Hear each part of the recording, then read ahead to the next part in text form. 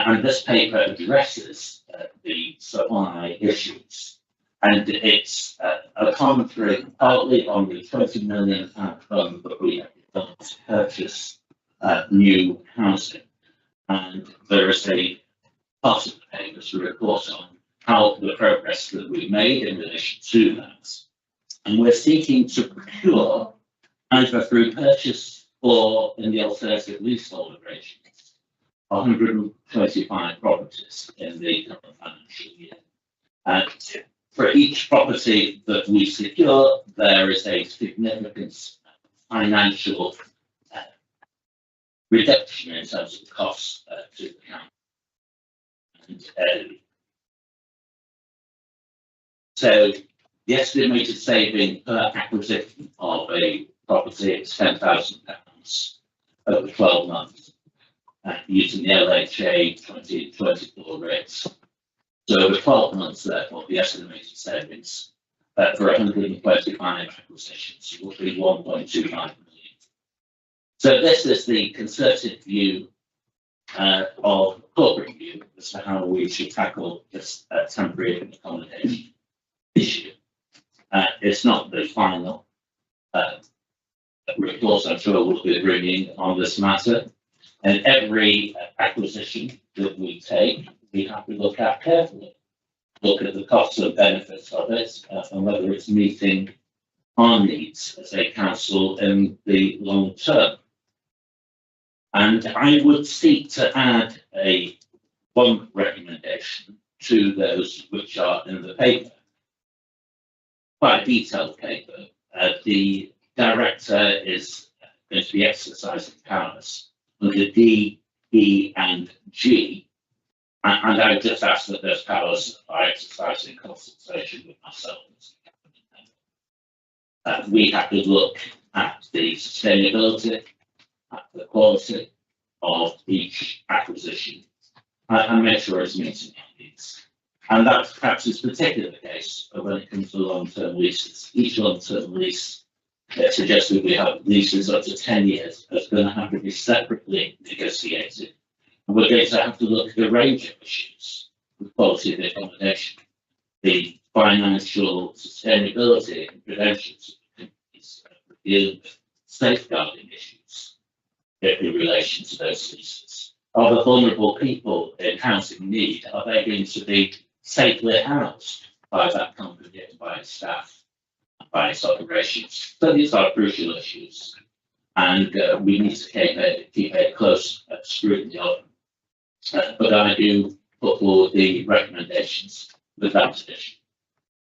Thanks, I'll be glad to answer any questions. Councillor Neils. Thank you very much. Thank you very much for the report. So how is this proposed acquisition programme building in financial sustainability for us? Well, the current position is not financially sustainable, and that is why such detailed corporate action was retained. And I have to compliment the Stocktake team to their action, but their close consideration of all the issues of how you reduce the costs has been admirable, really, and I know it's been put forward at the Local Government Association conference, I think as a model for local government activity. And essentially, we already have a capital programme in place, partly the central government support, to which we have added the full capital monies provided. So every time we purchase homes for temporary accommodation, we add to the council stock of homes, and that actually adds to our housing resilience. Because longer term, we are going to be facing immense housing pressures in this borough and across London and probably across the country, which won't be assisted by the advent of widespread application by AI. So that will increase our resilience, and it will increase our future capacity to intervene in housing issues. And most directly and immediately, it reduces the ongoing costs of the current spot purchasing temporary accommodation arrangements, which are in place of the last statutory housing duties. So it should bring down the contract. Councillor Stream. Thank you, Councillor Judge. Firstly, I'd like to recognise the work that you and Jeremy Thorne and team have put into the progress in acquiring better properties. Because we're all doing all this because we need school residents. So I wonder if you could tell me more about how those residents who need temporary accommodation will be benefited through this acquisition. When people need temporary accommodation, they are perhaps one of the most vulnerable phases of their lives. And it's not only adults who are vulnerable, it's also children who are vulnerable as well. So it's really important we're able to consider the quality of the accommodation that we provide. Now, one very good way of ensuring that is by buying our own properties. And a significant number of properties are permitted under the £20 million capital allocation. Effectively, we know from personal experience a 3-bed house can cost effectively £500,000 in the story. The more such properties we buy, managed by Mercer, the more we can ensure the quality of accommodation that families have. In terms of long-term leases, as I mentioned, we need to deal with companies that really are concerned about the long-term benefits to the tenants living in that accommodation. They're inherently vulnerable people, and we have to ensure that those arrangements are better and certainly of the quality that they should be able to expect from the local council. Unfortunately, our current spot purchasing arrangements are not guaranteed to deliver the quality and that security that we'd like to see. We're often forced to go into the marketplace, rent properties at very short notice to meet our housing need. And we're not in a position, and no London councillors, to guarantee the quality of that accommodation or circumstances in which residents are housed on an urgent basis. And that is therefore a problem that this report is seeking to deal with. But thank you for the question. Are there any further questions or comments? And obviously, Councillor Judge has put forward some amendments. So I'm just going to ask for some advice on this, and just for the inclusion of the elements of consultation with cabinet members, obviously given the financial impact as well, to include in those recommendations in consultation with the cabinet member for finance, in addition to Councillor Judge as well, and your opinion on this need.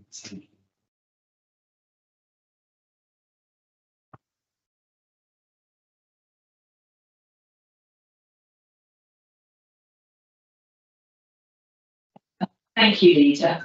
It's probably important to say that for the purpose of the meeting, that all delegations are exercised further by seeking further legal advice. They're always subject to best value principles.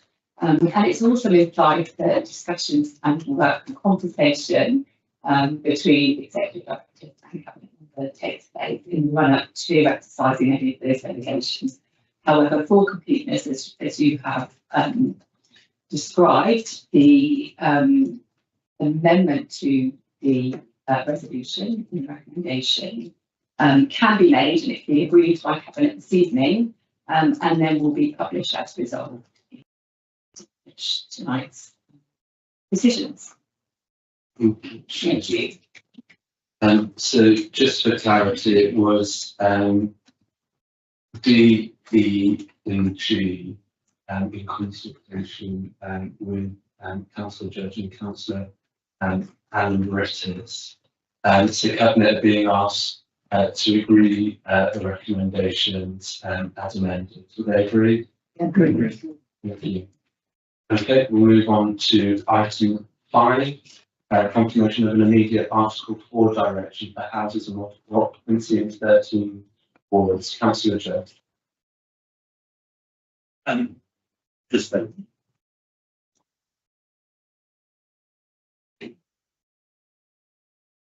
Well, this is in relation to the confirmation of the previous decision we made to introduce an immediate for direction to require all conversions of all properties across the borough, in addition to the 7 wards in which the authority operates, to seek planning permission beforehand. And this is a decision took earlier this year. It is subject to a 6-month consultation period, and we've had a significant number of responses to it, the vast majority of which are supportive. And my support for the recommendations is really a support for that consultation. And I'd be very glad to answer any questions. Okay, colleagues, are there any questions or comments? Councillor Engelby. Thank you, and thank you, Councillor Judge, for taking this forward. Certainly welcome in my ward. We also assert in Ravensbury that can Andrew detail some of the reasons that the residents gave for supporting the extension during the community engagement. Thank you. Councillor, very good to see you. Super attend. And the residents of Merton are completely on top of this issue. Demonstrated strong support with detailed reasons. So most of the detailed reasons given is that there is general support shown for greater planning control over development of houses of multiple occupation. The concerns exhibited are about the existing cumulative impacts of HMOs in high concentration areas, including effects on local amenities such as noise, waste, parking pressures, antisocial behaviour, alongside issues relating to poorly managed or unauthorised HMOs, highlighting the need for stronger oversight and enforcement. We recognise the importance of maintaining community character, this is what residents recognise, and stability, especially in family housing. And a problem with HMO applications is reducing the stock of family housing, where you have a house, small house, typically broken up into several different units. Support for case-by-case assessment of application. So planning officers will be looking at individual applications and seeking to reflect the local circumstances. A desire for increased residents' involvement in decision-making on HMO developments. An emphasis on protecting tenants, particularly vulnerable groups, through appropriate accommodation standards.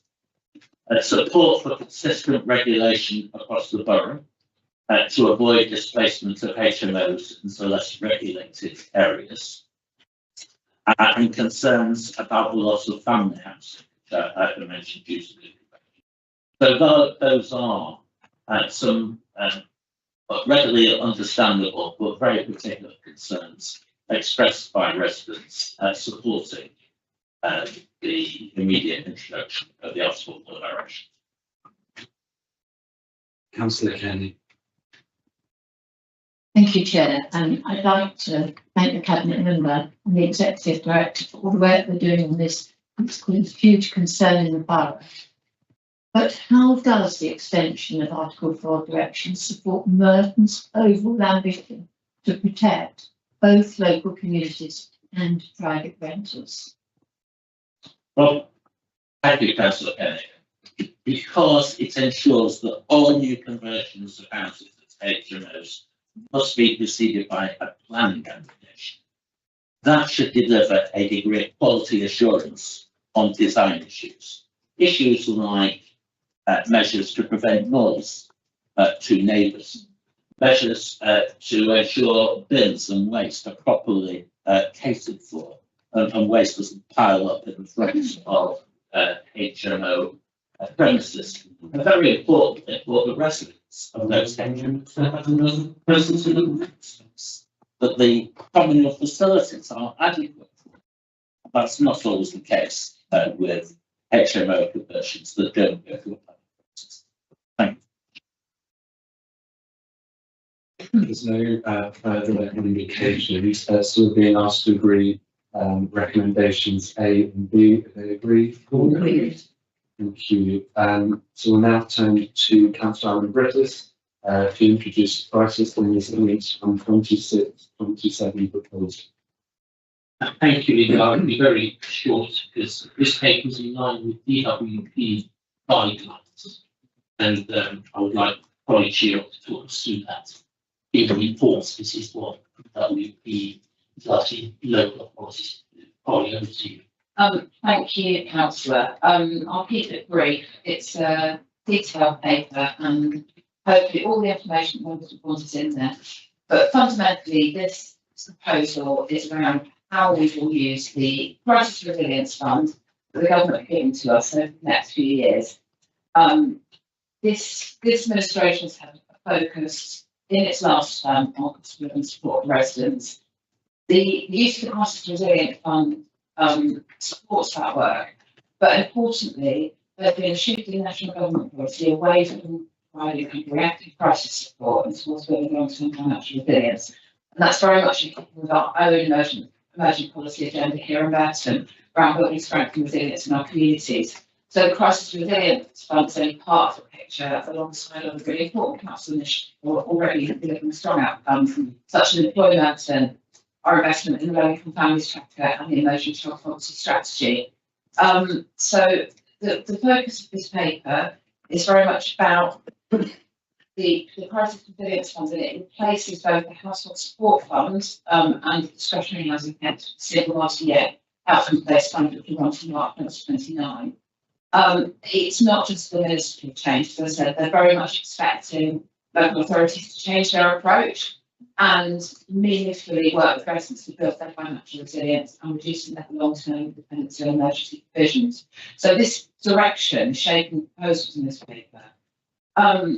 You'll know the council's committed to tackling child poverty, and what these proposals do is show how the work that is going into really identifying families and individuals that are most in need, using the evidence base we're developing through the child poverty strategy, using the low-income families tracker, and ensuring that we've got the data to target CRF funding that best needs most and to track its impact. So we've had a confirmed allocation for year one of just over 2.2 million, nearly £500,000 of that's ring fenced to housing payments rather. This paper sets up a proposal for the remaining balance covering October 26 to March 27, and together with the proposals for year 2 and 3. I will leave it at that, but anyone has more detailed questions, Robert may be able to help. Inviting colleagues for any questions or Councillor McKay. Thank you, Leader. I'd like to ask, how does this new programme build upon council's continued commitment to tackling child poverty in London? Councillor Alan Brittis is indicating that Councillor Quest would like to come in and respond on that.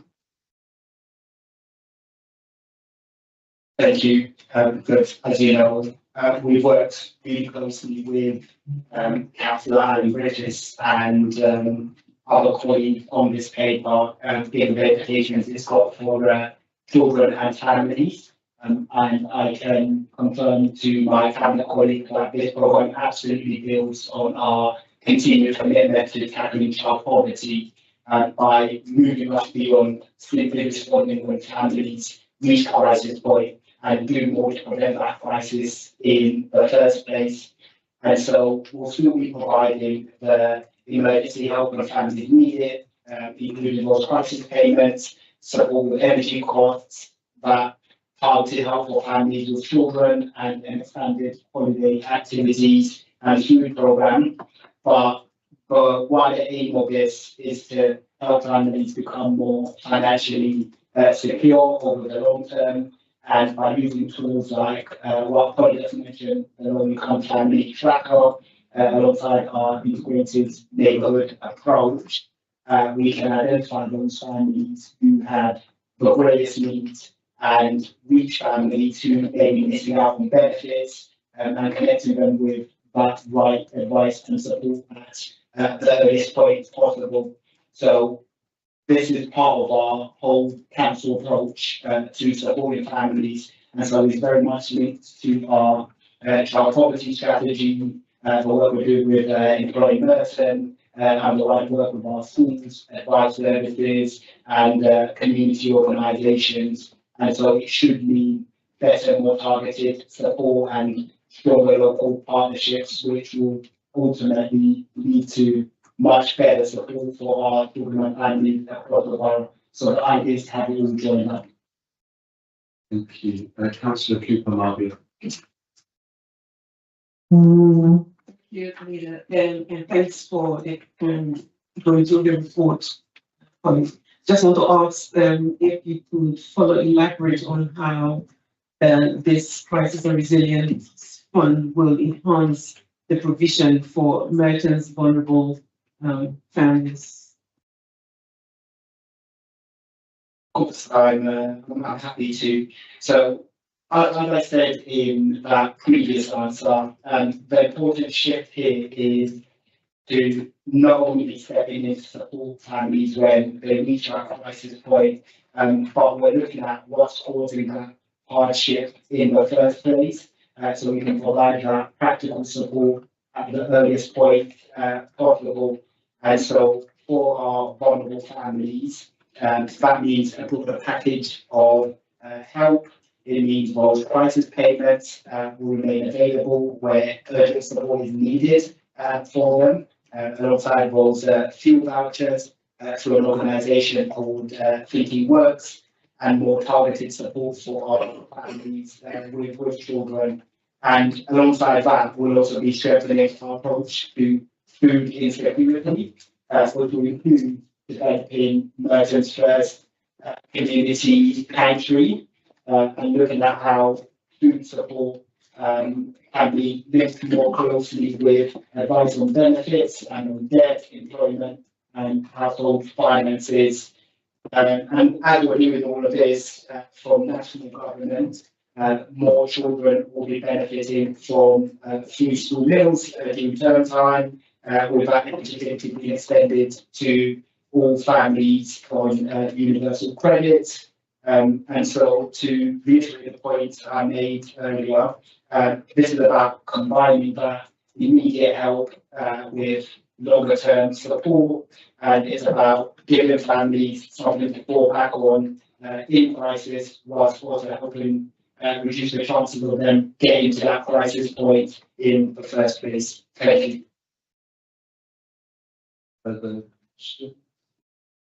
If I can thank Councillor Brittis and Councillor Wessler for the update. Cabinet will be asked to agree recommendation 1. Does that agree? Agree.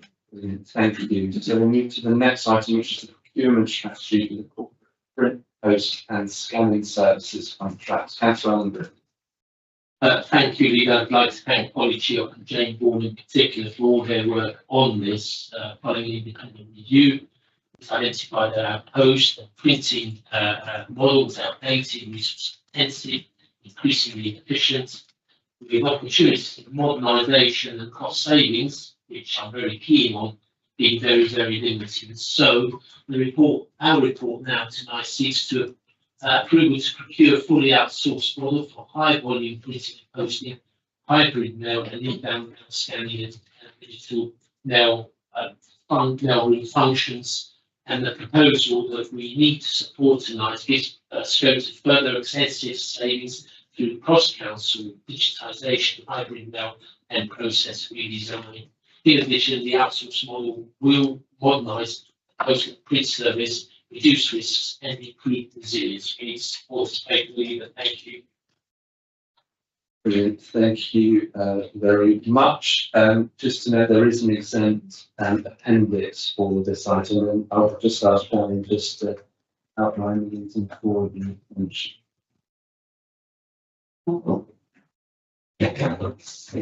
Thank you, Leader. Yes, there is an exempt paper here, and the exempt for reasons it contains information relating to business effects. Third party. So Leader, it's just really been used to, for completeness in the meeting, just have your cabinet members acknowledge that they have seen that paper. And just before we open up the comments and questions, can we acknowledge that we've seen the exam paper? Yeah. Yeah, seen agreement, brilliant. So, if you are to reference any point in the exam paper, please do alert us, because then we will need to exclude members of the public. We tend to want to have a discussion in as open public forum as possible. So I would urge that cabinet members to please stick to the report, but of course it's an option to go into the exam paper. Any comments or questions? Councillor. Thank you to the executive director and to the cabinet member. It's the report, and it's the report which makes comments on the changes of COVID into the scan on the service contract. Can I ask the cabinet member what benefits can expect from the proposed new arrangements for into services? I thank the member for her question. You should expect a raft of benefits, including improved quality and efficiency. One important benefit is business continuity. We need to make sure the business of the council continues, and this paper will ensure that. And there will be recurring savings and postal optimisation. Thank you. The other questions? No. Okay, so move to the recommendations of being asked to agree recommendations A and B. So then agree. So we'll now move on to the financial monitoring outcome report for 25-26. Councillor Andrews. I'll turn to Assad for the report on this, just to make a point that I'm very favourable to favourable sums. Favourable sum here. An underspend of £400,098. So that is favourable, i.e. positive, i.e. underspend. Negative asset. Thank you, Councillor. Thank you for that clarity on our favourable outturn position for 2025-26. The report you have is our revenue position, our capital programme, reserves and our delivery of savings. So there have been continued challenges last year, particularly in demand-led areas in children's and temporary accommodation. I am pleased to reiterate that through the active financial management and our corporate mitigation programme last year, we achieved a small net spend of £500,000 a year end, and that understand goes to increasing our reserves balances. The report also highlights the underlying pressures that do continue to affect local government finance. These pressures that we did see were often from financial control elsewhere, our delivery of savings programmes, and those corporate management actions. So I would like to thank cabinet members, budget managers, and finance teams across the council for their work, as well as executive directors, in improving our position and maintaining our financial resilience. And the final thing to add is our delivery of savings for 2025-26 stands at a very impressive 97%. Thank you. Are there any comments or questions? Councillor Judge.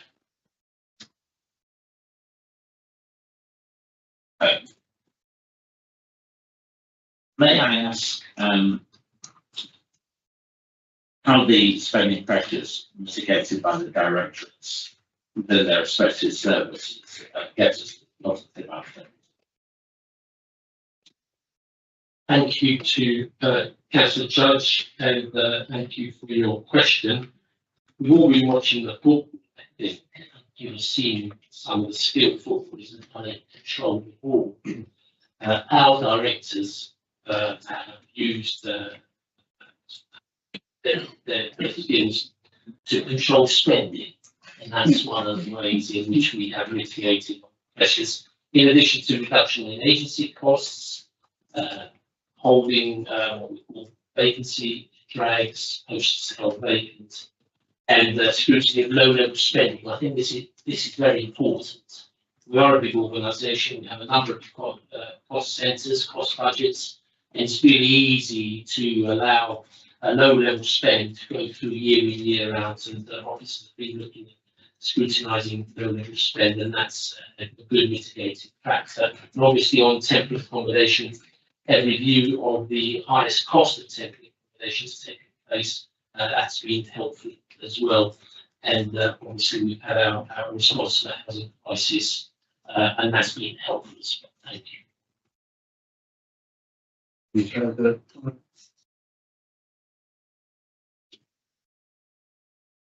Okay, we are being asked to agree recommendations A and B. Are they agreed? We agree. So we'll move to item 9, which is budget for 27, 28, and the NTFS from 27 to 31. Councillor Rickard. I'd like to thank officers for all their work last year, and now Martin work as hard next year. So I'll hand over to Hassan about how repricing means that we need to constantly look at our medium-term financial strategy. Thank you, Councillor. Yes, so this report does mark the start of the council budget setting process 2027-28 and refreshes our MTFS 3 to 2030 and 31. So this report provides an update on the wider environment, including challenges around inflation, crime growth, geopolitical issues affecting our bottom line, and future funding settlements. So this is the initial roll forward period. The report does outline a different approach we are taking, given now we have a settlement for the next few years. And rather than doing traditional annual savings exercise, the focus is around 4-year financial strategy linked to transformation, demand management, productivity, and income generation. So it will hopefully provide a more sustainable approach over the 4-year period, and Cabinet will see further reports throughout the year. Thank you, Ed. Are there any comments, questions? Councillor McCabe. Well, thank you. Thank you. I would like to ask my colleague how will our medium-term financial strategy support against the achieve its strategic objectives for a fresh mandate and awarded by Murphy Council, but more relevant. I'd like to thank my colleague for that two-part question. Sorry, Councillor Andrews, can you turn on the mic? I'd like to thank my council co-award colleague for that two-part question. I'd like the second part in particular, the mandate given by the people for us and the recent application. But I need to must obviously answer your first part as well, and that is I urge people to look at page 208, 4.5, and we will do this in terms of making sure we achieve that through the NTFS, through a new financial strategy, making Merton especially more affordable, business-like, the strong local economy based on. Thank you very much. I don't see any further indications, so we'll move to recommendations. We're asked to agree recommendation A. Is that agreed? Agreed. And then on to the final item. So Treasury Management Annual Review 25 to 26. Councillor Andrews. Thank you, Leader. I'd like to ask Hassan to come in, but before he does, this paper assures us that funds to make all relevant investments, ensure there are sufficient funds to make sure that we can achieve Merton's priorities. Over to Hassan. Thank you, Councillor. So yeah, this is the annual review of our treasury management activities, and this is for 2025-26, and it falls part of our statutory reporting requirements set by Treasury Management Code. It provides assurance to Cabinet that the Council borrowing, investment and cash management activities have been conducted prudently in accordance with our Treasury Management strategy, and the report confirms that we have remained fully compliant to our limits and indicators last year. As at the end of March of this year, the authority held net investments of 160 million, arising from cash balances, revenues, revenue and capital income and expenditure.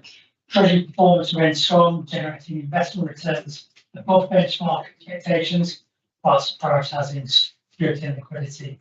Borrowing is at a historical low for Merton, with 4 million of our historic low loans paid off last year, giving us a very low net borrowing of £58 million, which is low for a London borough of our size and brings us all the benefits in terms of carrying cost of borrowing. Thank you very much. So, any questions or comments you have?